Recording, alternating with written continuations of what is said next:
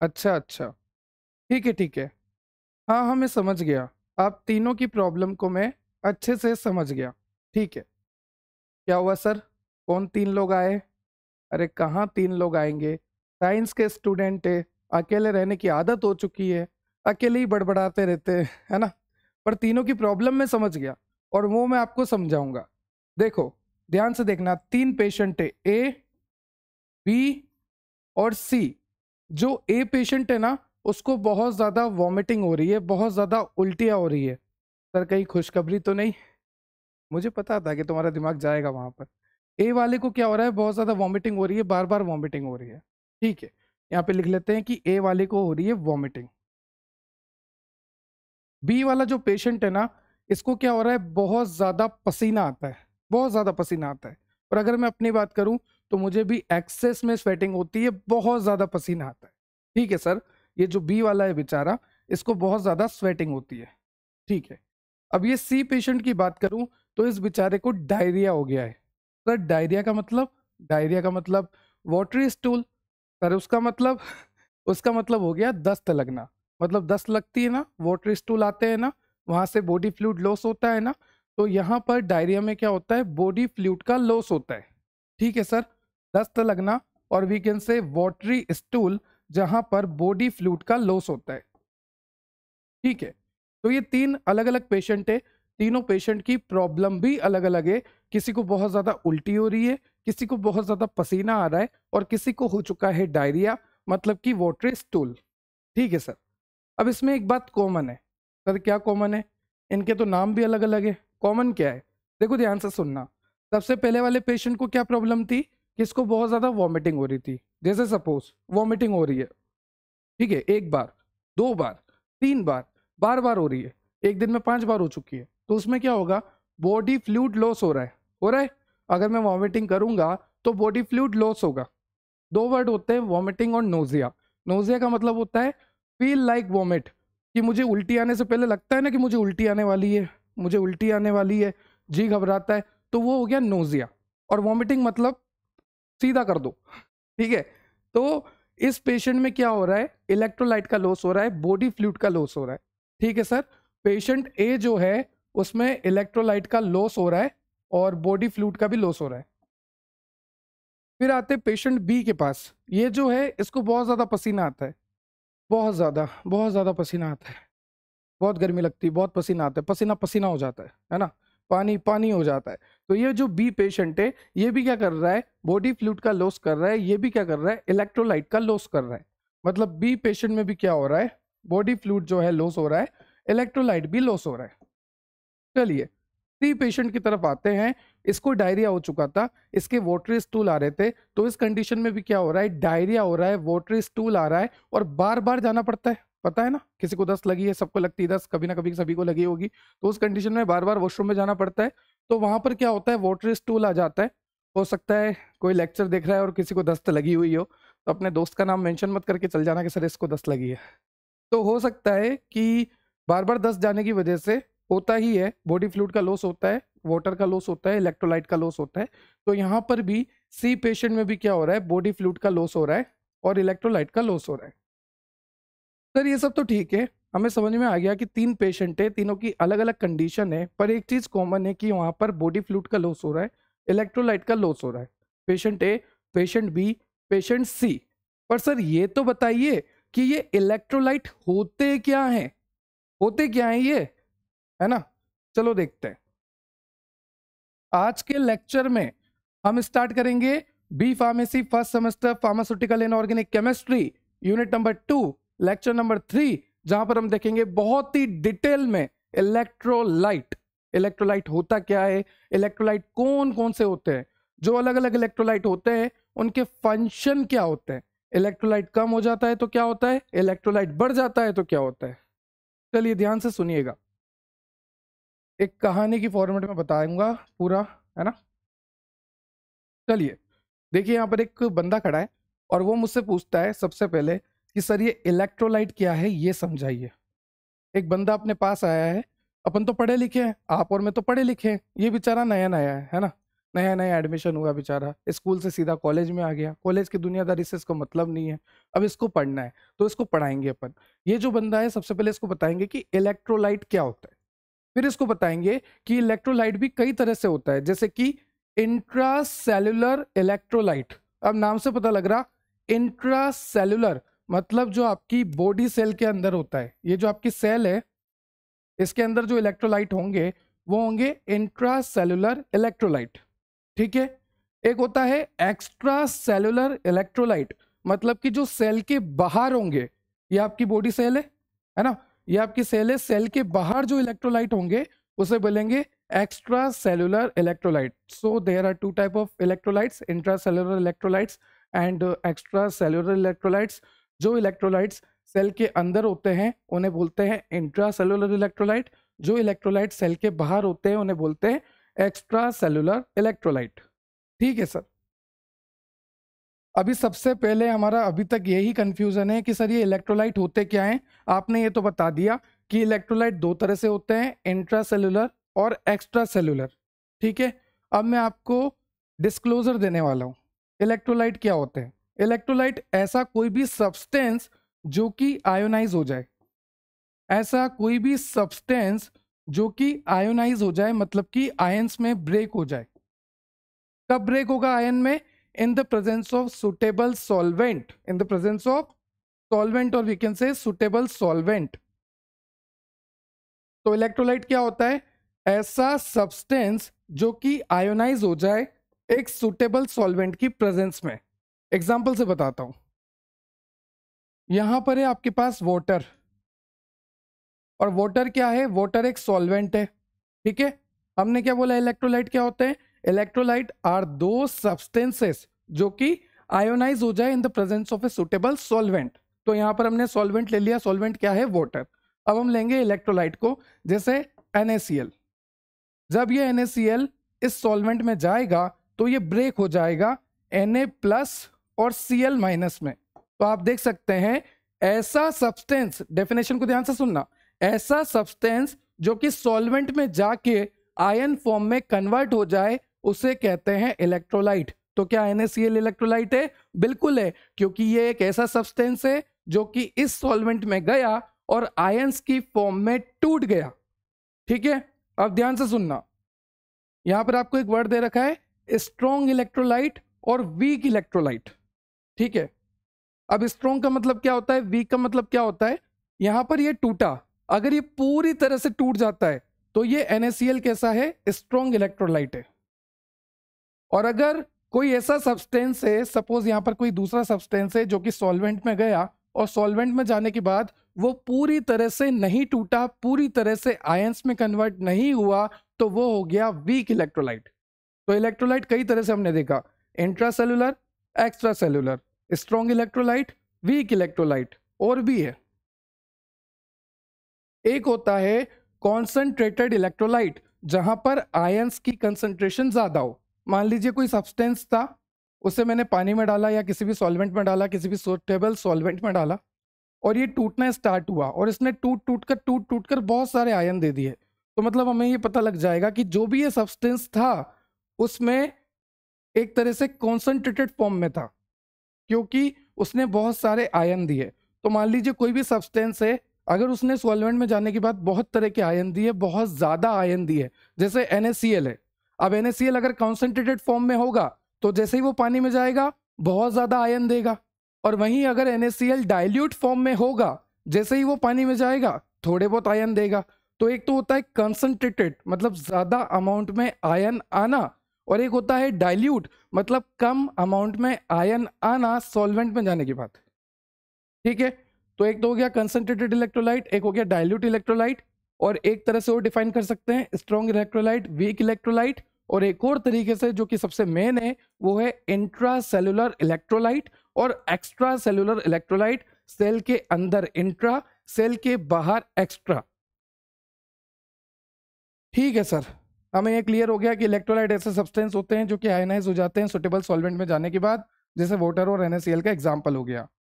अब एक बात बताइए, इनके फंक्शन क्या हैं? देखो इलेक्ट्रोलाइट कई तरह से होते हैं, जैसे कि कैल्शियम, मैग्नीशियम, है ना, पोटेशियम, SCO3 नेगेटिव, बाइकार्बोनेट वगैरह वगैरह, कई तरह के इलेक्ट्रोलाइट होते हैं। ठीक है, अब इन इलेक्ट्रोलाइट का अलग अलग फंक्शन होता है। जैसे आपको पता है कि कैल्शियम क्या कराता है, कॉन्ट्रैक्शन में हेल्प कराता है, मसल की कॉन्ट्रैक्शन करवाता है।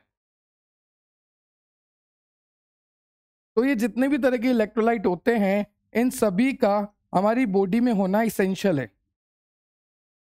एक पर्याप्त मात्रा में होने चाहिए।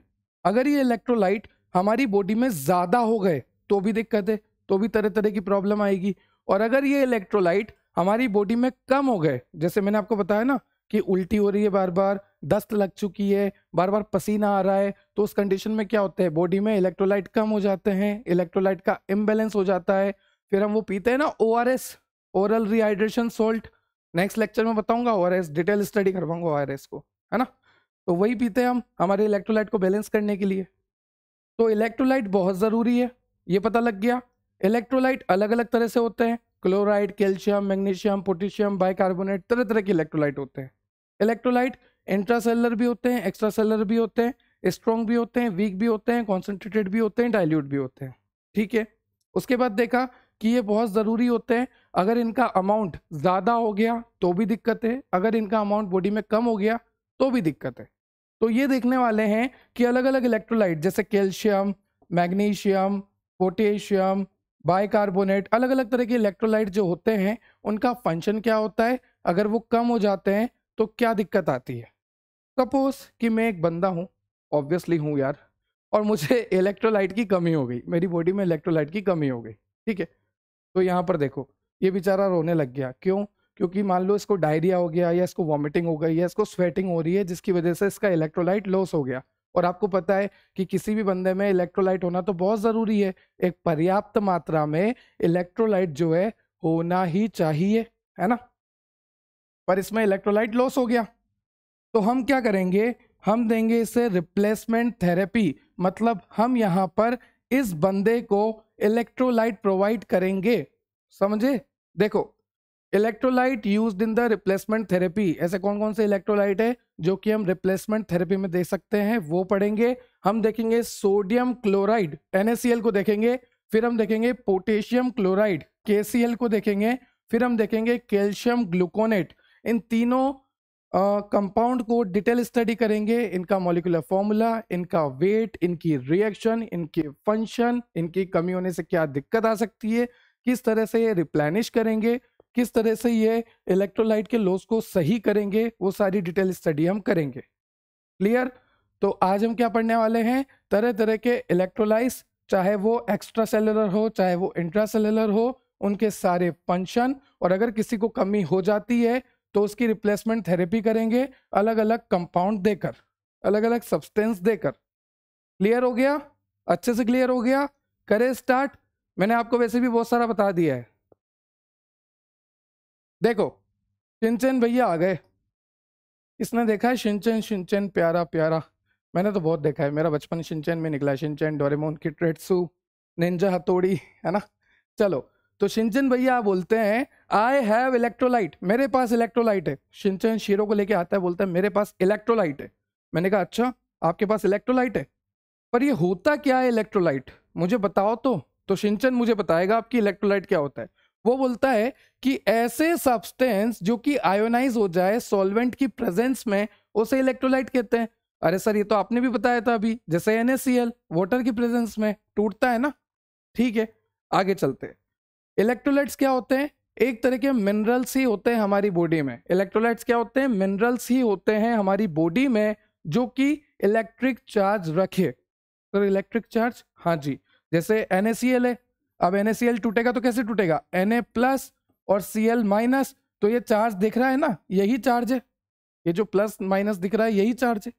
ठीक है, ये वाली डेफिनेशन क्लियर हो गई कि इलेक्ट्रोलाइट्स क्या होते हैं, और कुछ नहीं है, ये मिनरल्स ही है हमारी बॉडी में जो कि इलेक्ट्रिक चार्ज रखते हैं, या फिर ऐसे सब्सटेंस जो कि आयोनाइज हो जाते हैं इन the presence of suitable solvent. फिर हमारी बॉडी में कौन कौन से मेन इलेक्ट्रोलाइट्स होते हैं वो यहाँ पर लिखा है। हमारी बॉडी में होते हैं मेन इलेक्ट्रोलाइट्स, जैसे सोडियम हो गया, मैग्नीशियम हो गया, कैल्शियम हो गया, पोटेशियम हो गया, क्लोराइड हो गया, और SCO3- बाइकार्बोनेट आयन हो गया। तरह तरह के इलेक्ट्रोलाइट्स जो होते हैं हमारी बॉडी में होते हैं, ये मेन इलेक्ट्रोलाइट्स होते हैं। और इन इलेक्ट्रोलाइट्स का बहुत सारा फंक्शन होता है, और अगर इन इलेक्ट्रोलाइट्स की कमी हो जाती है तो भी बहुत दिक्कत आने वाली है। ठीक है, चलिए, तो शिनचन भैया आए हैं इलेक्ट्रोलाइट लेकर, और हमें अभी तक 2-3 डेफिनेशन उन्होंने बताई है, एक तो सब्सटेंस वाली, एक मिनरल वाली, फिर हमें मैन इलेक्ट्रोलाइट बताया उन्होंने कि अलग अलग तरह से इलेक्ट्रोलाइट होते हैं। फिर उन्होंने बताया कि ये जो इलेक्ट्रोलाइट्स होते हैं ये आपको फ्रूट से मिल जाएंगे, वेजिटेबल से मिल जाएंगे, डेयरी प्रोडक्ट से मिल जाएंगे, जो डेयरी प्रोडक्ट्स हैं उनसे मिल जाएंगे। फ्रूट्स, वेजिटेबल्स, डेयरी प्रोडक्ट से आपको क्या मिलते हैं? इलेक्ट्रोलाइट, और वी कैन से मिनरल्स। ये क्लियर है, ये क्लियर है, ये क्लियर है। उसके बाद चलते हैं, इलेक्ट्रोलाइट लॉस होने से बहुत सारी प्रॉब्लम होती है, और इलेक्ट्रोलाइट लॉस कैसे होता है? जैसे मान लीजिए स्वेटिंग हो रही है, पसीना हो रहा है ना, बॉडी फ्लूइड का लॉस हो रहा है, कैसे होगा? जैसे वॉमिटिंग हो रही है, डायरिया हो रहा है। उसके बाद यूरिन से, आप जो यूरिन पास आउट करते हो, जो आप मेच्योरेशन की प्रोसेस करते हो, टॉयलेट जाते हो बार बार, उससे भी क्या होता है? इलेक्ट्रोलाइट का लॉस होता है, वाटर का लॉस होता है कहीं ना कहीं, है ना। तो ये सब इलेक्ट्रोलाइट के लॉस होने के तरीके हैं, हमारी बॉडी से इलेक्ट्रोलाइट कैसे लॉस होता है। डायरिया हो गया, वॉमिटिंग हो गया, स्वेटिंग हो गया, यूरिन का पास आउट हो गया, इन सबसे इलेक्ट्रोलाइट लॉस होते हैं। उसके बाद अगर हमारी बॉडी में थोड़ा भी फ्लक्चुएशन आता है इलेक्ट्रोलाइट का, या थोड़ा सा ज्यादा हो जाता है या थोड़ा सा कम हो जाता है, तो हमारी बॉडी में कई तरह के कॉन्सिक्वेंसेस आपको फेस करने पड़ सकते हैं। जैसे कि इरेगुलर हार्ट बीट, ये जो दिल धड़क रहा है ना, हालांकि माना मैंने कि किसी और को देख के तुम्हारी वैसे भी इरेगुलर हार्ट बीट हो जाती है, पर इलेक्ट्रोलाइट की कमी होने की वजह से भी क्या होगा?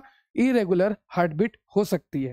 साथ ही साथ मसल क्रैम्प होना, मसल्स में क्रैम्प होना स्टार्ट हो जाएगा, और डिहाइड्रेशन होना, बॉडी डिहाइड्रेट हो जाएगी, पानी की कमी हो जाएगी।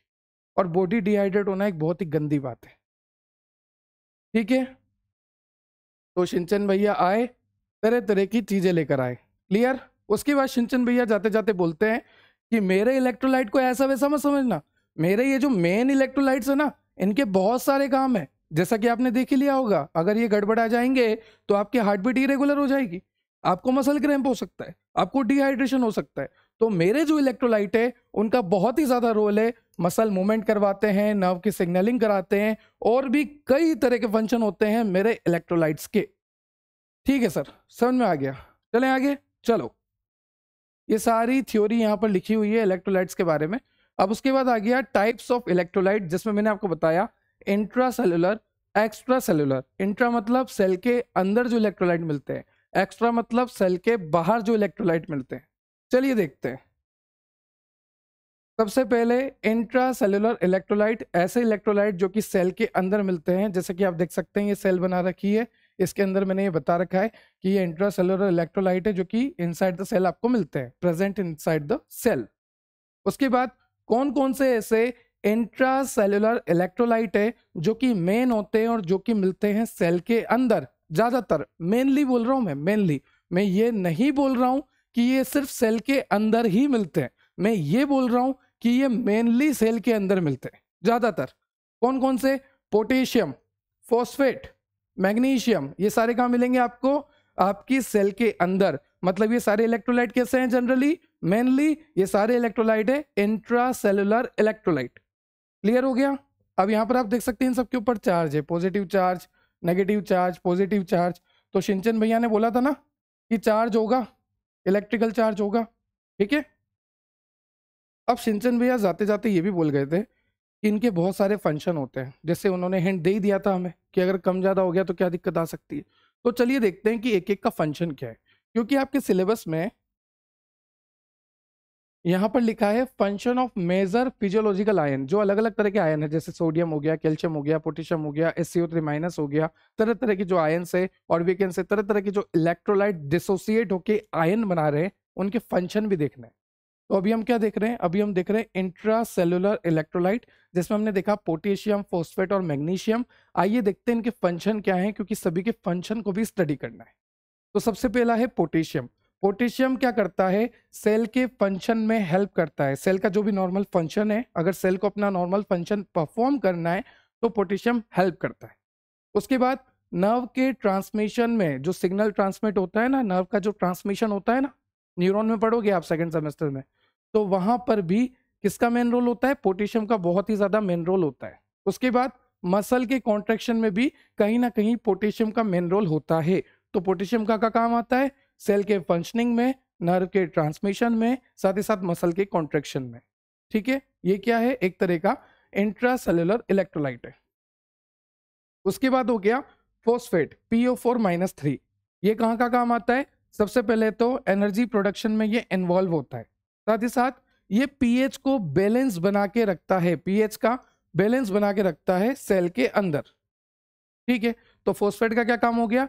सेल के अंदर पीएच का बैलेंस बना के रखना, और दूसरा क्या हो गया? एनर्जी प्रोडक्शन में भी काम आता है। फिर नेक्स्ट चलते हैं मैग्नीशियम, सपोर्ट एंजाइम फंक्शन। जो भी एंजाइम है, मैंने आपको बोला था लास्ट लेक्चर में भी शायद बोला था कि हमारी जो पूरी बॉडी है वो एंजाइम से ही चलती है। कोई सी भी साइकिल आप ले लो, चाहे आप सिट्रिक एसिड साइकिल ले लो, ग्लाइकोलाइसिस ले लो, ईएमपी ले लो, एचएमपी ले लो, कोई सा भी पाथवे ले लो, कोई सा भी मेटाबॉलिज्म ले लो, कोई सी भी सीरीज ले लो, सारी हर स्टेप किससे चलेगी? एंजाइम से चलेगी। एंजाइम बहुत ज्यादा जरूरी होता है। तो एंजाइम के फंक्शन को सपोर्ट कौन करता है? मैग्नीशियम। और मैग्नीशियम क्या है? एक तरह का इंट्रासेल्युलर इलेक्ट्रोलाइट है, और वी कैन से आयन है। ठीक है, तो कितना जरूरी है मैग्नीशियम। ठीक है, साथ ही साथ डीएनए आरएनए की सिंथेसिस करवाता है मैग्नीशियम, उसमें भी इंपॉर्टेंट रोल होता है। DNA deoxyribose nucleic acid, RNA ribose nucleic acid, DNA double standard molecule, RNA single standard molecule. तो ये सब आप पढ़ोगे, सिंगल स्ट्रैंड, डबल स्ट्रैंड सब पढ़ोगे आप। ठीक है, आने वाले टाइम पे। अभी इतना याद रखो कि डीएनए और आरएनए की सिंथेसिस में भी कौन काम आता है? आपका मैग्नीशियम। तो सर मैग्नीशियम तो बहुत जरूरी है। मैग्नीशियम एंजाइम के फंक्शन को सही से करने देता है।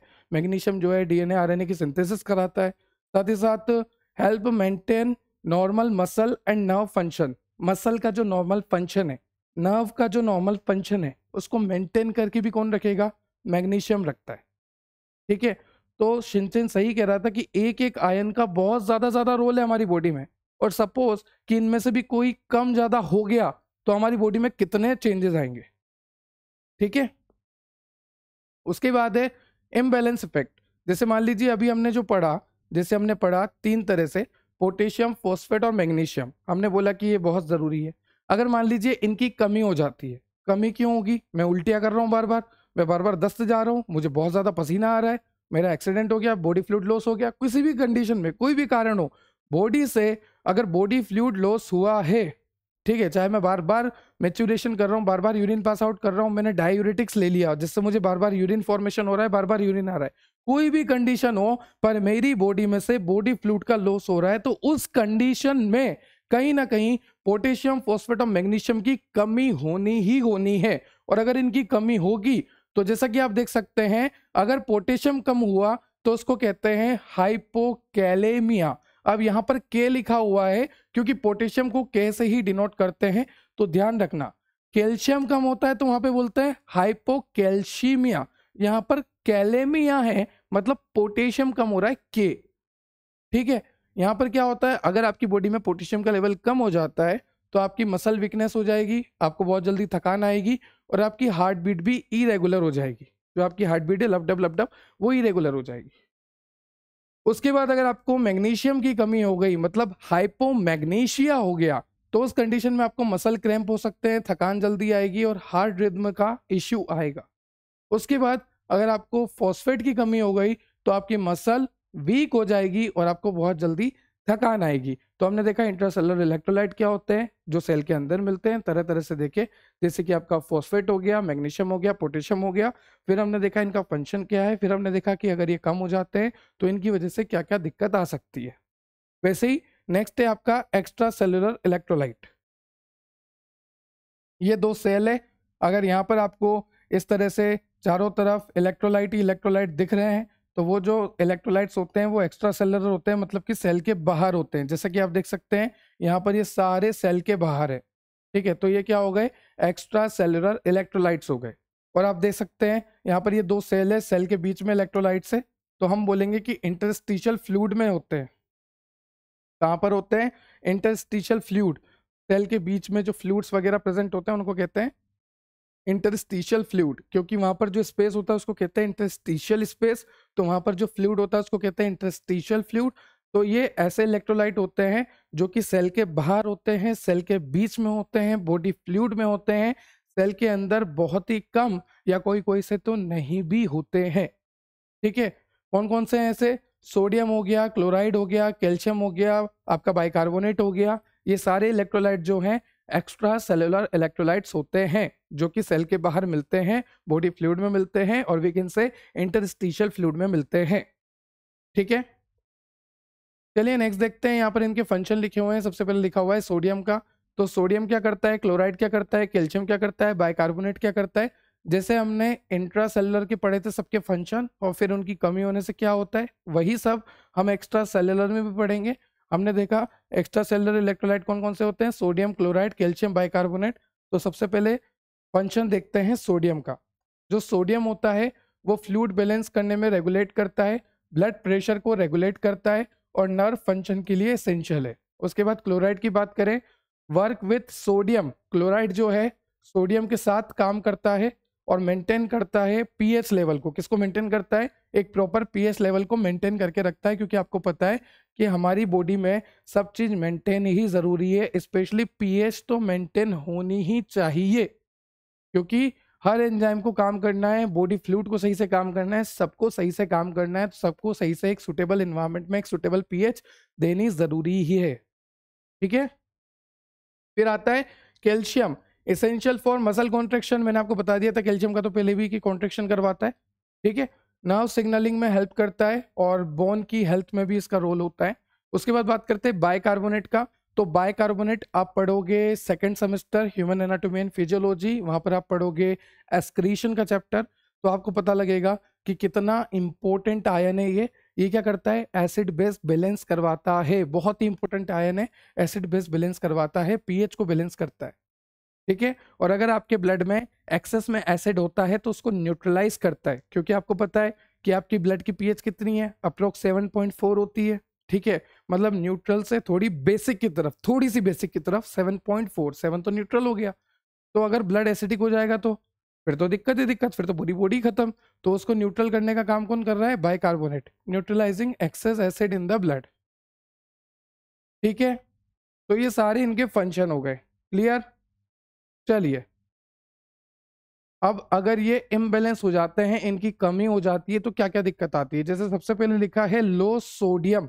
ठीक है, तो इसकी वजह से कंफ्यूजन होता है, थकान आती है, मसल क्रैम्प हो सकते हैं, और अगर बहुत ज्यादा सीवियर केसेस है, सीवियर केसेस का मतलब हो गया कि बॉडी में बहुत ही ज्यादा सोडियम की कमी हो गई, बहुत कमी हो गई, बिल्कुल खत्म हो गया, तो उस कंडीशन में सीजर्स आ सकते हैं, सीजर्स आ सकते हैं और कोमा में भी पेशेंट जा सकता है। ठीक है, उसके बाद हो गया हाई सोडियम। अगर आपकी बॉडी में सोडियम की मात्रा ज्यादा हो गई तो उस कंडीशन में आपको डिहाइड्रेशन हो सकता है और आपका ब्लड प्रेशर बढ़ सकता है। कहते हैं ना नमक मत खाओ बीपी बढ़ेगा, सोडियम होता है NaCl, तो हाई ब्लड प्रेशर हो सकता है और किडनी पे भी अफेक्ट होगा। फिर अगर आपकी बॉडी में कैल्शियम की कमी हो गई तो उसकी वजह से मसल स्पाज्म हो सकती है, क्योंकि कैल्शियम होता तो कॉन्ट्रेक्शन होता, अब कैल्शियम है ही नहीं तो मसल स्पाज्म हो जाएगी। ठीक है, टिंगलिंग हो सकता है। टिंगलिंग का मतलब होता है जैसे मान लीजिए मेरा हाथ है, अब इस पे अभी कुछ भी नहीं चल रहा, आप देख सकते हैं इस पे कोई कीड़ा मकोड़ा नहीं चला हुआ है, कोई एंट इस पे नहीं चल रही, चींटी वगैरह कुछ नहीं है इस पे, पर मुझे ऐसा फील होता है, ऐसे टिंगलिंग सेंसेशन होती है, ऐसा लग रहा है कुछ है, कुछ चल रहा है, कुछ रेंग रहा है इस पे। ठीक है, उसके बाद बोन इश्यू भी आपको हो सकते हैं। फिर लो क्लोराइड की वजह से क्या होगा, लो क्लोराइड को क्या बोलेंगे, हाइपोक्लोरेमिया। जैसे ही लो कैल्शियम को क्या बोलेंगे, हाइपोकैल्शियमिया, मैंने आपको बताया था। ठीक है, तो क्लोराइड अगर कम होता है तो उसकी वजह से आपको मेटाबॉलिक एल्कलोसिस हो सकता है। एल्कलोसिस क्या होता है, एसिडोसिस क्या होता है, अभी बताएंगे आपको अच्छे से। ठीक है, और ब्रीथिंग इश्यू भी आ सकते हैं। देखो मैं बोल ही देता हूँ, एल्कलोसिस का मतलब हो गया कि बेसिसिटी आना, एसिडोसिस का मतलब हो गया कि एसिसिटी आना, मतलब एसिडिटी आना, कहीं ना कहीं एसिड कैरेक्टर आना। ठीक है, तो एल्कलाइड या एल्कलॉइड तो मतलब बेसिक कैरेक्टर आना, बॉडी में बेसिसिटी आ गई। फिर बाइकार्बोनेट अगर कम हो जाता है तो उस कंडीशन में क्या होता है, थकान आ सकती है, सांस, शॉर्टनेस ऑफ ब्रीथ। ठीक है, और उसके बाद कंफ्यूजन, शॉर्टनेस ऑफ ब्रीथ होता है तो कंफ्यूजन तो अपने आप ही होगा, फिर क्या ऑक्सीजन चाहिए ब्रेन को, जब मिल ही नहीं रही तो फिर ब्रेन काम ही नहीं कर पाता सही से। उसके बाद आपको दे रखा है कि इंट्रासेलुलर फ्लूइड में और एक्स्ट्रासेलुलर फ्लूइड में सोडियम कितना लीटर मिलता है, पोटेशियम कितना लीटर मिलता है, और सबके फंक्शन भी यहाँ पे लिखे हुए हैं। जैसे सोडियम की बात करूं तो सोडियम इंट्रासेलुलर फ्लूइड में 10 लीटर, और वहीं अगर बात करूं एक्स्ट्रासेलुलर फ्लूइड तो 142 लीटर, और पोटेशियम 100 लीटर, इधर 5 लीटर। मतलब कि पोटेशियम क्या एक तरह से इंट्रासेलुलर है, और जैसा कि आप देख सकते हैं मैंने आपको बताया भी है, पोटेशियम की अगर मैं बात करूं तो पोटेशियम क्या है, एक तरह से इंट्रासेलुलर ही होता है मेनली, तो वहां पर ये बात साबित भी हो गई है। ठीक है, तो ये आप टेबल याद कर लेना, छोटी सी टेबल है, इसमें कुछ भी नहीं है। आगे चलते हैं, फंक्शंस की बात करें। फंक्शन सारे हमने पढ़ लिए हैं, फिर भी मैं यहाँ पर मैंने अलग से लिखा हुआ है क्योंकि सिलेबस में अलग से हेडिंग दे रखी है, तो सारे के फंक्शन लिखे हुए हैं, बाइकार्बोनेट, मैग्नीशियम वगैरह। उसके बाद आता है electrolyte use for the replacement therapy. मतलब अगर किसी पेशेंट में इलेक्ट्रोलाइट की कमी हो जाती है, कोई बेचारा पेशेंट है जिसको बार बार वॉमिटिंग हो रही है, बार बार यूरिन आ रहा है, फ्रिक्वेंट यूरिनेशन हो रहा है, बार बार पसीना आ रहा है, बार बार उसको डायरिया हो चुका है, दस्त लग रही है, या किसी भी अदर कंडीशन की वजह से उसको एक्सीडेंट हो चुका है, उसका किसी भी कंडीशन की वजह से अगर उसकी बॉडी में बॉडी फ्लूइड कम हो जाता है, तो उसकी बॉडी फ्लूइड को सही कैसे करें, रिप्लेनिश कैसे करें, उसको वापस नॉर्मल कंडीशन में कैसे लाए, तो उस कंडीशन में हमें देना पड़ता है रिप्लेसमेंट थेरेपी। तो लिख दोगे ना, रिप्लेसमेंट थेरेपी कब दी जाती है? जब किसी भी पेशेंट में इलेक्ट्रोलाइट का इम्बैलेंस हो जाता है, और वी कैन से कभी भी किसी पेशेंट में इलेक्ट्रोलाइट की लॉस हो जाती है, इलेक्ट्रोलाइट का कमी हो जाता है due to certain reason, many reasons मैंने आपको बताया। उस कंडीशन में क्या होता है, इलेक्ट्रोलाइट इम्बैलेंस होने की वजह से उसको कई तरह के सिम्टम आते हैं, प्रॉब्लम आती है, बॉडी में हार्ट बीट इरेगुलर हो जाती है, मसल क्रैम्प होने लग जाती है, कंफ्यूजन होती है, शॉर्टनेस ऑफ ब्रीथ होता है। तो उस कंडीशन में हमें रिप्लेसमेंट थेरेपी देना बहुत जरूरी होता है उस पेशेंट को। तो मेन यहाँ पर लिखा है the main purpose of electrolyte replacement therapy is to overcome the electrolyte imbalance. वही बात लिखी है कि इलेक्ट्रोलाइट रिप्लेसमेंट थेरेपी का मेन पर्पस क्या है, क्यों कर रहे हैं हम इलेक्ट्रोलाइट रिप्लेसमेंट थेरेपी? सीधी सी बात है, किसी पेशेंट में इलेक्ट्रोलाइट का इम्बैलेंस है, तो उस इम्बैलेंस को बैलेंस करने के लिए, उसको सही करने के लिए, उसके अंदर इलेक्ट्रोलाइट को प्रॉपर मेंटेन करने के लिए, एक स्टेबल करने के लिए, एक स्टेबल फॉर्म में लाने के लिए हम उसे इलेक्ट्रोलाइट रिप्लेसमेंट थेरेपी देते हैं। सीधी सी बात है, ठीक है।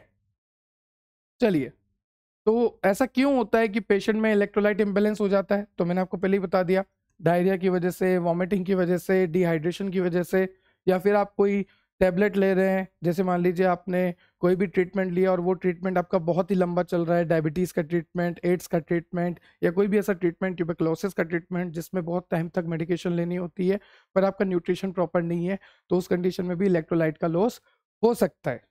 ठीक है, चलिए अभी मैं सांस ले लेता हूँ, आप भी देख लीजिए एक बार, क्योंकि अभी मैंने बोला ना कि जब तक मैं सांस लूंगा तब तक मुझे कंफ्यूजन नहीं होगा, है ना, ड्रोजीनेस नहीं होगा।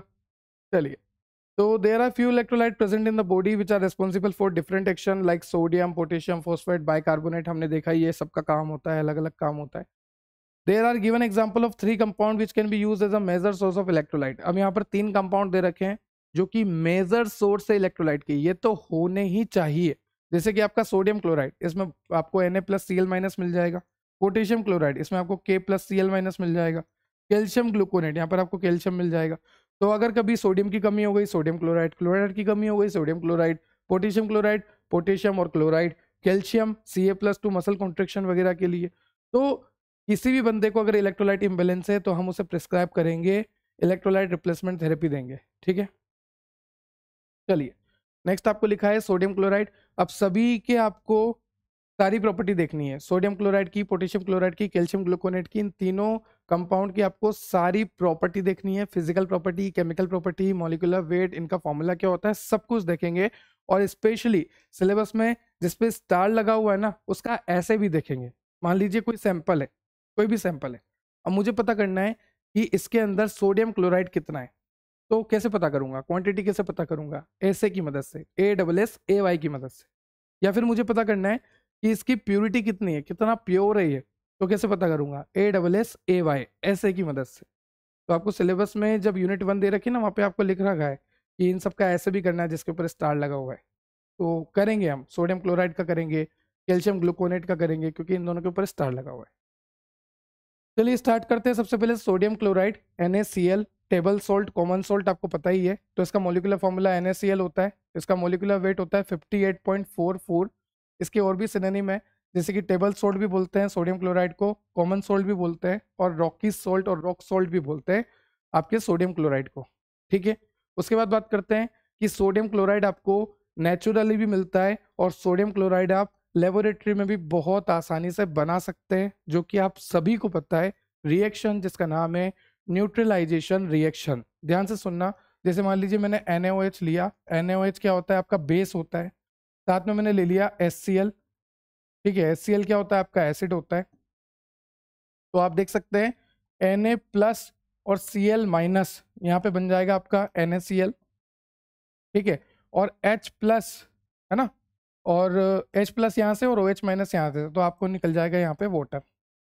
तो यहाँ पर बहुत ही ईजी रिएक्शन होती है, NaCl और पानी निकल जाता है। इस रिएक्शन को बोलते हैं न्यूट्रलाइजेशन रिएक्शन। यहाँ पर क्या होता है, स्ट्रॉन्ग एसिड जैसे कि NaCl, सॉरी, स्ट्रॉन्ग एसिड जैसे कि HCl और स्ट्रॉन्ग बेस जैसे कि NaOH, ये दोनों जब रिएक्ट करते हैं तो NaCl और पानी बनता है। ऑक्सीजन की कमी की वजह से हो गया शायद, है ना। क्लियर हो गई आपको रिएक्शन? ये स्ट्रॉन्ग बेस है, ये स्ट्रॉन्ग एसिड है, दोनों मिला के क्या बना रहे हैं, सोल्ट बना रहे हैं और पानी निकल रहा है। क्लियर? तो इस तरह से भी आप सोल्ट बना सकते हैं। तो हमने क्या देखा, इसका मोलिकुलर फॉर्मूला होता है NaCl, इसका मोलिकुलर वेट होता है 58.44। इसके सिनोनिम मतलब इसको और किस नाम से जाना जाता है, तो rock salt, table salt, common salt या फिर सोडियम क्लोराइड बोल लीजिए। अब सोडियम क्लोराइड जो है लेबोरेटरी में भी बन जाता है, जैसे कि हमने देखा, हमने स्ट्रॉन्ग बेस लिया, स्ट्रॉन्ग एसिड लिया, NaOH लिया, HCl लिया, NaCl बनाया, पानी निकाला। इस रिएक्शन को हमने बोला न्यूट्रलाइजेशन रिएक्शन। ये रिएक्शन लेबोरेटरी में होती है, स्मॉल लेवल पे आप NaCl बना सकते हैं इस रिएक्शन से। ठीक है। उसके बाद होता है नेचुरल सोल्ट से भी आपको मिलता है, जैसे कि रॉक सोल्ट से, तभी इसका नाम रॉक सोल्ट रखा गया है ना। पर ये जो आपको मिलता है ना, ये इम्प्योरिटी के साथ मिलता है। अगर नेचुरली मुझे रॉक सोल्ट मिल रहा है, नमक मिल रहा है, तो वो इम्प्योरिटी के साथ मिलेगा। तो इम्प्योरिटी को हटाना पड़ेगा। इम्प्योरिटी को हटाने के लिए आपको करना पड़ेगा फिल्ट्रेशन। क्या करना पड़ेगा? फिल्ट्रेशन। और लास्ट में आप एवापोरेशन करके आपके सोल्ट को कलेक्ट करते हैं। क्लियर? एवापोरेशन का प्रोसेस करके आपके सोल्ट को कलेक्ट करते हैं। तो अगर आप नेचुरली ले रहे हैं तो उसमें इम्प्योरिटी होती है, फिर आपको करना पड़ता है उसका फिल्ट्रेशन। ठीक है। और लेबोरेटरी पे मैंने आपको बता ही दिया, स्मॉल स्केल पे आप बना सकते हैं ये रिएक्शन। ठीक है। आगे आपको दे रखा है फिजिकल प्रॉपर्टी। तो नमक कैसा होता है? सफेद होता है, ऑब्वियसली सफेद होता है, वाइट होता है। हाँ? ये मत बोलना सर काला नमक भी तो होता है, अरे मैं सोडियम क्लोराइड की बात कर रहा हूँ। फिर एनहाइड्रस क्रिस्टलाइन सॉलिड होता है, क्रिस्टल्स फॉर्म में होता है। फिर ऑर्डरलेस होता है। ठीक है। और सॉल्टी टेस्ट होता है, सभी को पता है नमक खारा ही होता है, सॉल्टी टेस्ट होता है। ठीक है। फिर सोल्यूबल इन वाटर, हाँ बिल्कुल नमक को घोल सकते हैं पानी में, कोई दिक्कत नहीं है। उसके बाद अल्कोहल में इनसोल्यूबल होता है। सर क्यों ही नमक को अल्कोहल में डालेंगे, क्यों ही डालेंगे? पर याद रख लो, अल्कोहल में इनसोल्यूबल, वाटर में सोल्यूबल। और कैसा होता है? White in appearance, anhydrous crystalline solid. Odourless होता है। ऑर्डर होती है क्या? कोई ऑर्डर नहीं होती, कोई ऑर्डर नहीं है। ठीक है। और सॉल्टी टेस्ट होता है। और एक बात और मैंने आपको बताया था, जब मैंने आपको आइसोटोनिसिटी पढ़ाई थी, आइसोटोनिक बफर सॉल्यूशन पढ़ाया था, कि 0.9% सोडियम क्लोराइड जो है आइसोटोनिक होता है हमारे बॉडी फ्लूइड के, पढ़ाया था, हमारे लेक्राइमल फ्लूइड के आइसोटोनिक होता है 0.9% सोडियम क्लोराइड का सॉल्यूशन। तो यहाँ पर वही लाइन लिखी है। ठीक है। तो ये सारी बातें आपको याद रखनी है। ये सारी फिजिकल्स प्रॉपर्टी हो गई इसकी, सोडियम क्लोराइड की। फिर केमिकल प्रॉपर्टी की बात करें तो यहाँ पर रिएक्शन होती है। जैसे मान लीजिए आपका NaCl है, सोडियम क्लोराइड है। इसकी रिएक्शन जब मैं AgNO3 के साथ करूंगा, सिल्वर नाइट्राइड के साथ जब मैं रिएक्शन कराऊंगा, तो यहाँ पे बनेगा Ag और Cl। ये रिएक्शन आपने क्लास 12th में भी पढ़ी होगी। यहाँ पर AgCl का फॉर्मेशन हो जाएगा और यहाँ से निकलेगा NaNO3। ऐसे याद रखो, नैनो 3 कार्ड निकलेगी, नैनो कार्ड निकलेगी, याद हो जाएगा। तो AgCl का फॉर्मेशन हो जाएगा। तो आप देख सकते हैं AgCl को मैं क्या बोलूंगा, सिल्वर, और ये क्या है, क्लोराइड। तो सिल्वर क्लोराइड का फॉर्मेशन हो जाएगा, यहाँ पर लिखा भी हुआ है।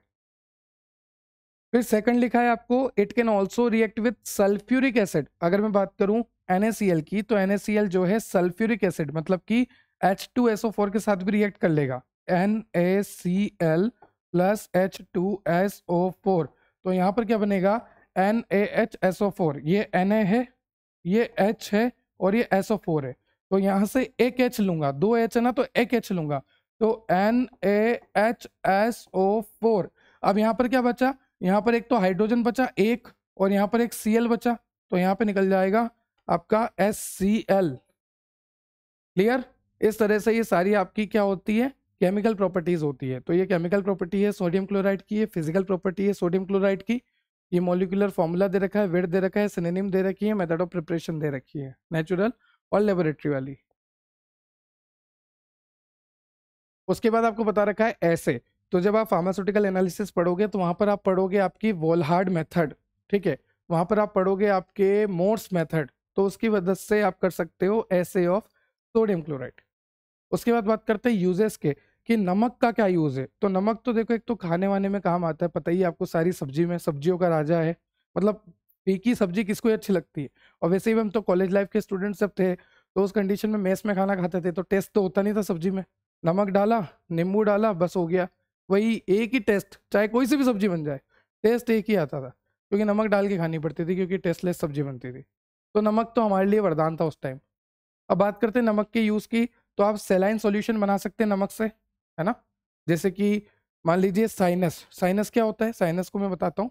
Air filled skull connect with nose, मतलब कि स्कल में कैविटीज होती है छोटी छोटी, है ना, वो नोज से कनेक्ट होती है। तो यहाँ से आप साइनस, नाक वगैरह साफ कर सकते हैं, ठीक है, साइनसेस साफ कर सकते हैं आपके सेलाइन सॉल्यूशन से। उसके बाद वुंड्स को, जो कट वट है, जो घाव वाव है, उस पर सेलाइन सॉल्यूशन डालते साफ करते हैं उसको, देखा होगा आपने। सफेद सी बोतल होती है, सलाइन सॉल्यूशन, साफ करते हैं घाव को। फिर फ्लश द आइस, आंखों को साफ वगैरह करने में। आई ड्रॉप्स में काम आता है। डिहाइड्रेशन को प्रिवेंट करने के काम आता है, ठीक है। इलेक्ट्रोलाइट को बैलेंस करने के काम आता है। तो सोडियम क्लोराइड का बहुत रोल है डिहाइड्रेशन को प्रिवेंट करने में, इलेक्ट्रोलाइट को बैलेंस करने में, और साइनसेस को धोने में, साफ करने में, घाव को धोने में, साफ करने में, फ्लश आई करने में, मतलब कि आंखों को साफ वगैरह करने में, आई ड्रॉप में, कई जगह रोल होता है सोडियम क्लोराइड का। उसके बाद मॉलिक्यूलर फॉर्मूला देखते हैं नेक्स्ट, पोटेशियम क्लोराइड का। पोटेशियम क्लोराइड हो गया KCl, है ना। मॉलिक्यूलर फॉर्मूला KCl, और मॉलिक्यूलर वेट की बात करें 74.55। सिनोनिम की बात करें पोटेशियम म्यूरिएट बोलते हैं पोटेशियम क्लोराइड को, ठीक है। प्रिपरेशन की बात करें तो कॉमनली माइनिंग से मिलता है ये, एक्सट्रैक्शन की प्रोसेस से। एक्सट्रैक्शन एक प्रोसेस होती है, एक पूरी प्रोसीजर होता है, एक्सट्रैक्ट करना होता है। एक्सट्रैक्ट मतलब निकालना उसको। जब आप 6 सेमेस्टर 5th सेमेस्टर में जाओगे, फार्माकोग्नोसी नाम से सब्जेक्ट आएगा, तो आप क्या करोगे, चाय की पत्ती में से कैफीन निकालोगे, तो वो भी एक्सट्रैक्शन की प्रोसेस होती है। तो इतना याद रखो कि अभी आपको एक्सट्रैक्ट करना है, एक्सट्रैक्ट हो जाता है, कोई दिक्कत वाली बात नहीं है, ठीक है। अगर लेबोरेटरी में बनाना है तो भी आप बना सकते हैं, स्मॉल स्केल पे आप देख सकते हैं। KOH, potassium hydroxide, react with hydrochloric acid, तो यहाँ पे बन जाएगा KCl, और यही आपको चाहिए था। और यहाँ से OH और H, पानी निकल जाएगा, वाटर रिलीज हो जाता है यहाँ से, ठीक है। ये लेबोरेटरी पे बनेगा स्मॉल स्केल पे। उसके बाद बात करते हैं प्रॉपर्टीज की, तो एक होती है फिजिकल प्रॉपर्टी, उसके बाद आती है केमिकल प्रॉपर्टी। तो फिजिकल प्रॉपर्टी की बात करूं तो ये भी वाइट क्रिस्टलाइन पाउडर होता है, ऑर्डरलेस होता है, स्ट्रॉन्ग सलाइन टेस्ट होता है इसका, ठीक है। ये भी वाटर में फ्रीली सोल्यूबल होता है, और ये भी अल्कोहल में इनसोल्यूबल होता है। जैसे सोडियम क्लोराइड होता है, यहाँ पर लिखा है कि जैसे सोडियम क्लोराइड पानी में घुल जाता था, अल्कोहल में नहीं घुलता था, वैसे ही आपका ये जो नेक्स्ट है पोटेशियम क्लोराइड, ये पानी में घुल जाता है और अल्कोहल में नहीं घुलता। केमिकल प्रॉपर्टी की बात करें तो इसकी रिएक्शन देख लीजिए, ठीक है। इसको सही करते हैं पहले तो, KCl, ठीक है, प्लस Na, तो यहाँ पर क्या बनेगा, NaCl, और K रिलीज हो जाएगा, क्लियर है। तो KCl प्लस यहाँ पर Na है, KCl की रिएक्शन हम करा रहे हैं सोडियम से, तो यहाँ पर NaCl बन जाएगा, नमक बन जाएगा, और यहाँ पर पोटेशियम जो है रिलीज हो जाएगा। ये इसकी केमिकल प्रॉपर्टी में आपको रिएक्शन लिखनी है।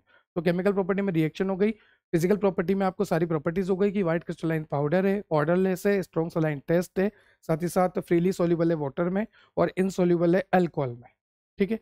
इसके यूजेस की बात करें तो बफर वफर को मेंटेन करता है, फर्टिलाइजर्स में काम आता है, एक्सप्लोजिव में काम आता है, ठीक है।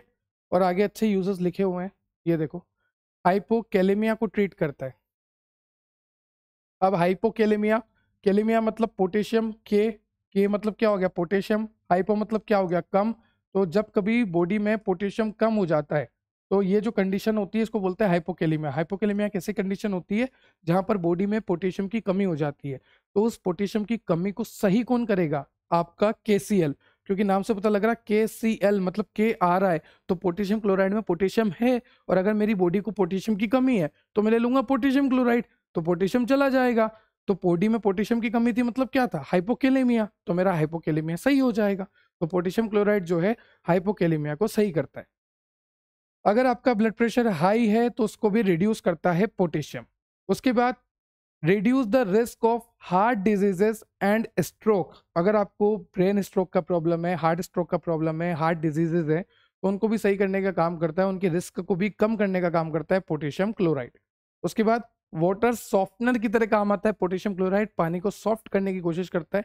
साथ ही साथ आई ड्रॉप में और कॉन्टैक्ट लेंस केयर में भी काम आता है आपका पोटेशियम क्लोराइड।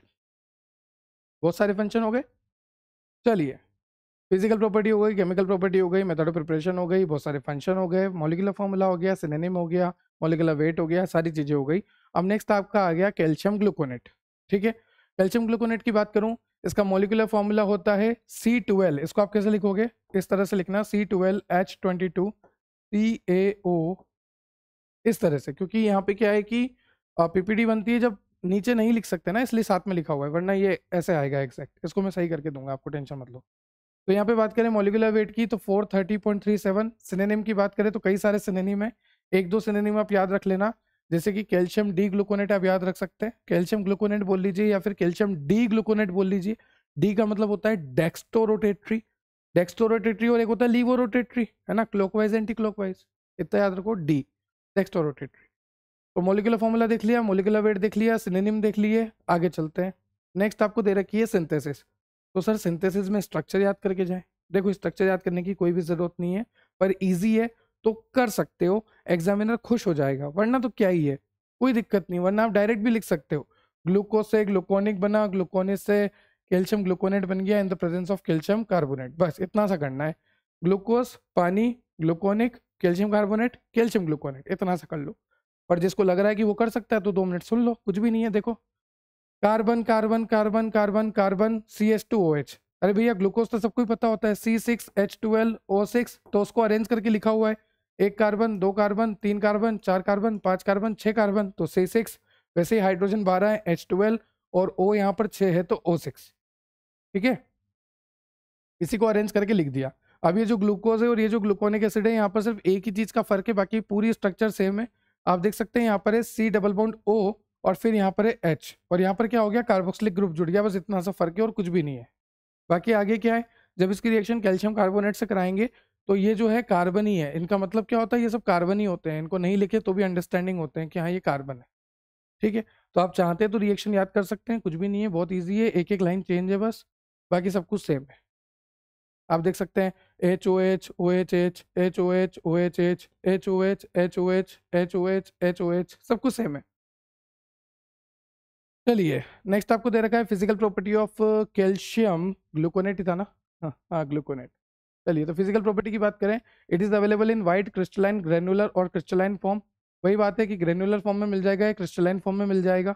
ऑर्डरलेस होता है, साथ ही टेस्टलेस भी होता है। अभी तक जो हमने देखे, एक तो हमने देखा सोडियम क्लोराइड, एक हमने देखा पोटेशियम क्लोराइड, दोनों का सोल्टी टेस्ट था। पर ये जो हम देख रहे हैं कैल्शियम ग्लूकोनेट, इसमें ऑर्डर तो होती ही नहीं है, साथ ही टेस्टलेस होता है। ठीक है, it is soluble in water, ये भी हमेशा सभी की तरह पानी में घुल जाता है, पर ये ऑर्गेनिक सॉल्वेंट जैसे कि अल्कोहल नहीं घुलता उसमें। ठीक है सर, सब कॉमन ही है, सोडियम क्लोराइड भी पानी में घुलता था, अल्कोहल में नहीं घुलता था, पोटेशियम क्लोराइड भी पानी में घुलता था, अल्कोहल में नहीं घुलता था। वैसे ही कैल्शियम ग्लूकोनेट है, ये भी पानी में घुलेगा और अल्कोहल में नहीं घुलेगा। ऐसे की बात करें तो कैसे करेंगे कैल्शियम ग्लूकोनेट का, मैंने आपको बोला ना ऐसे क्यों करते हैं, या तो पता करना है कि कितना प्योर है, या पता करना है कि कितनी क्वांटिटी में है ना, क्वांटिटेटिव और क्वालिटेटिव एनालिसिस करनी है। क्वांटिटेटिव मतलब क्वांटिटी पता करने की, इस सैंपल में कैल्शियम ग्लूकोनेट कितना है, और क्वालिटेटिव मतलब कि वहां पर क्वालिटी पता करनी है कि इस सैंपल में जो कैल्शियम ग्लूकोनेट है उसकी क्या क्वालिटी है, क्या प्यूरिटी है। ठीक है, तो कैसे करेंगे, ध्यान से देखो। सबसे पहले आपको कैल्शियम ग्लूकोनेट को वे करना है, कर लिया कैल्शियम ग्लूकोनेट को वे, हाँ इतना लेना है, ठीक है वे कर लिया। उसके बाद डिस्टिल वाटर में उसको डाल देना। देखो यहाँ पे लिखा है weigh a sample of calcium gluconate, ठीक है सर वे कर लिया। Dissolve the sample in distil water, ये जो डिस्टिल वाटर है इसमें कैल्शियम ग्लूकोनेट को डाल दो। ठीक है, उसके बाद prepared a standard EDTA solution, आपने क्या करना है, आप स्टैंडर्ड EDTA सॉल्यूशन को लेना है। ठीक है, EDTA मतलब पता है ना, इथाइलिन डायमीन टेट्राएसिडिक एसिड, EDTA एक हेक्साडेंटेड लिगेंड होता है। नहीं भी पता है तो कोई बात नहीं, कोऑर्डिनेशन कंपाउंड क्लास 12th में पढ़ा होगा। अभी आपको इतना याद रखना है, सबसे पहले कैल्शियम ग्लूकोनेट को वे करना है, डिस्टिल वाटर लेना है, इस सैंपल को डिस्टिल वाटर में डाल देना है, क्लियर। उसके बाद आपको क्या करना है, स्टैंडर्ड EDTA सॉल्यूशन बनाना है। एक EDTA का सॉल्यूशन आपने अलग से बना लिया, स्टैंडर्ड EDTA सॉल्यूशन। अब वो सॉल्यूशन EDTA का खराब ना हो pH की वजह से, इसलिए उसमें बफर सॉल्यूशन मिला देना, ताकि उसकी pH जो है मेंटेन रहे, 10 रहे। क्लियर हो गया। सबसे पहले वे करा कैल्शियम ग्लूकोनेट को, उसको डिस्टिल वाटर में मिला दिया। उसके बाद क्या करा, स्टैंडर्ड DDTA सॉल्यूशन बनाया और उसमें बफर सॉल्यूशन ऐड कर दिया ताकि उसकी पीएच जो है 10 रहे। अब यहाँ पर हम करने वाले हैं टाइट्रेशन। क्या करने वाले हैं, टाइट्रेशन। और टाइट्रेशन बिना इंडिकेटर होती नहीं है, तो यहाँ पर इंडिकेटर भी जरूरी है, और इंडिकेटर है यहाँ पर एरिक्रोम ब्लैक टी। ठीक है, ऐसे याद रख लो, एरिक्रोम ब्लैक टी। ब्लैक टी मांग रहे हो आप एरिक्रोम से, एरिक्रोम ब्लैक टी लाना जरा। तो ये क्या हो गया, आपका इंडिकेटर हो गया। ठीक है, अब उसके बाद आपको कुछ भी नहीं करना, EDTA डालते जाना है। आपके ये जो है ना डिस्टिल वाटर में कैल्शियम ग्लूकोनेट मिलाया था, तो ये डिस्टिल वाटर में कैल्शियम ग्लूकोनेट मिला हुआ है, ऊपर से EDTA डालते जाओगे, है ना। और यहाँ पर जो इंडिकेटर है वो कौन सा है, eriochrome black T. Eriochrome black T indicator भी है यहाँ पे। ठीक है, तो यहाँ पर नीचे क्या क्या है, कैल्शियम ग्लूकोनेट, डिस्टिल वाटर और इंडिकेटर। ऊपर से क्या डाल रहे हो, EDTA डाल रहे हो। ठीक है, EDTA डालते जाओगे डालते जाओगे डालते जाओगे डालते जाओगे, एक पॉइंट आएगा जब कलर चेंज हो जाएगा, तो वहां पर हम क्या करेंगे, EDTA की रीडिंग को ले लेंगे ताकि हम पता कर सके कि हमारे इसमें कितना कैल्शियम ग्लूकोनेट है, क्योंकि जब चेंज हुआ तब हमें पता लग जाएगा कितनी क्वांटिटी में था। तो टाइट्रेशन जो होती है नॉर्मल टाइट्रेशन है, सारा प्रोसीजर लिखा हुआ है आपके सामने, सब कुछ है। ये ऐसे हो गया कैल्शियम ग्लूकोनेट का। उसके बाद इसके यूजेस की बात करूं तो to treat low level of calcium in the blood, अगर आपको हाइपोकैलेमिया है तो हाइपोकैलेमिया को ट्रीट करने में, अगर आपको कैल्शियम की कमी है तो आपने ले लिया कैल्शियम ग्लूकोनेट है, आप यहाँ पे खड़े हैं, आपको कैल्शियम की कमी है तो आपने ले लिया कैल्शियम ग्लूकोनेट, और जब आपने कैल्शियम ग्लूकोनेट लिया तो आपकी बॉडी में कैल्शियम आ गया। ठीक है, फिर नेक्स्ट हो गया हाइपर कैलेमिया। हाइपर कैलेमिया मतलब पोटेशियम वाला, अगर आपको पोटेशियम बहुत ज्यादा है तो आपको क्या करना है, कैल्शियम ग्लूकोनेट ले लेना है। इन दोनों के आपस में मतलब एक तरह से एंटी वाला काम है, तो कैल्शियम लोगे तो पोटेशियम कम कर देगा वो। ठीक है, तो to stabilise the heart in cases of high potassium level, अगर आपको पोटेशियम लेवल बहुत ज़्यादा है तो उस कंडीशन में भी आपको कैल्शियम ग्लूकोनेट लेना ही चाहिए। फिर नेक्स्ट है कैल्शियम चैनल ब्लॉकर ओवरडोज। अगर आपने कैल्शियम चैनल ब्लॉकर लिया, देखो दवाइयाँ आती है कई तरह की, आप आगे पढ़ोगे, मेडिसिनल केमिस्ट्री नाम का सब्जेक्ट आता है उसमें, तो दवाइयाँ आप लोगे। अब दवाई एक आती है दवाई कैल्शियम चैनल ब्लॉकर, अगर आपने वो ले ली तो कैल्शियम चैनल आपके ब्लॉक हो जाएंगे। करना पड़ता है ना, कई पेशेंट्स को करना पड़ता है, कैल्शियम चैनल ब्लॉकर देना पड़ता है हार्ट से रिलेटेड जब बीमारियां होती है तो कैल्शियम चैनल ब्लॉकर अगर आपने बहुत ज्यादा दे दिया, बहुत ज्यादा दे दिया, बहुत ज्यादा दे दिया, कैल्शियम चैनल ब्लॉकर का ओवरडोज हो गया, तो उस कंडीशन को सही करने के लिए भी आपको क्या देना पड़ेगा, कैल्शियम ग्लूकोनेट। नेक्स्ट हो गया आपका मैग्नीशियम टॉक्सिसिटी। ठीक है, अगर मैग्नीशियम टॉक्सिसिटी है, मैग्नीशियम का ओवरडोज हो गया है, तो उस कंडीशन में भी आप कैल्शियम ग्लूकोनेट यूज ले सकते हैं। टिटेनी और मसल स्पाज्म की कंडीशन में भी कैल्शियम ग्लूकोनेट यूज आएगा। नियोनेटल हाइपोकैल्सीमिया, अगर आपको नियोनेटल मतलब कि अभी नवजात नया नया है, बिल्कुल है ना, नियोनेटल है, नया नया है, बिल्कुल अभी बच्चा पैदा ही हुआ है, उसको हाइपोकैल्सीमिया है, कैल्शियम की कमी है, तो उस कंडीशन में भी आप कैल्शियम ग्लूकोनेट दे सकते हो। I repeat, neonatal hypocalcaemia. Hypocalcaemia मतलब हाइपो मतलब कम, कैल्सीमिया मतलब कैल्शियम, तो कैल्शियम की कमी किस में कमी, नियोनेटल में, नए बच्चे में। ठीक है, रीनल फेलियर के लिए भी सपोर्टिव थेरेपी होती है, अगर किसी की किडनी फेल हो रही है, प्रॉब्लम आ रही है, तो सपोर्टिव थेरेपी के रूप में भी आप कैल्शियम ग्लूकोनेट दे सकते हो। तो कैल्शियम ग्लूकोनेट के बहुत ज़्यादा यहाँ पर फायदे देख लिए। अब नेक्स्ट लेक्चर में क्या देखेंगे, एसिडोसिस क्या होता है, एल्कलोसिस क्या होता है, ORS क्या होता है, बहुत कुछ डिटेल स्टडी करेंगे।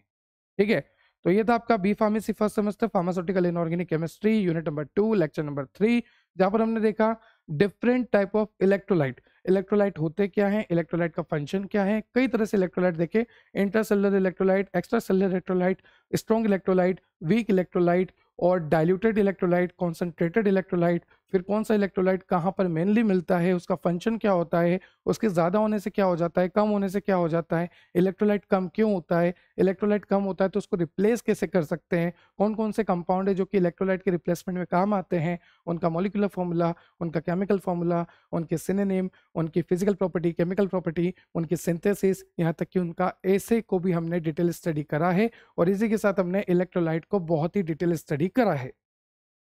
ठीक है, तो मिलते हैं बहुत ही जल्द नेक्स्ट लेक्चर में। नेक्स्ट लेक्चर में कंप्लीट करेंगे, ORS को कवर करेंगे।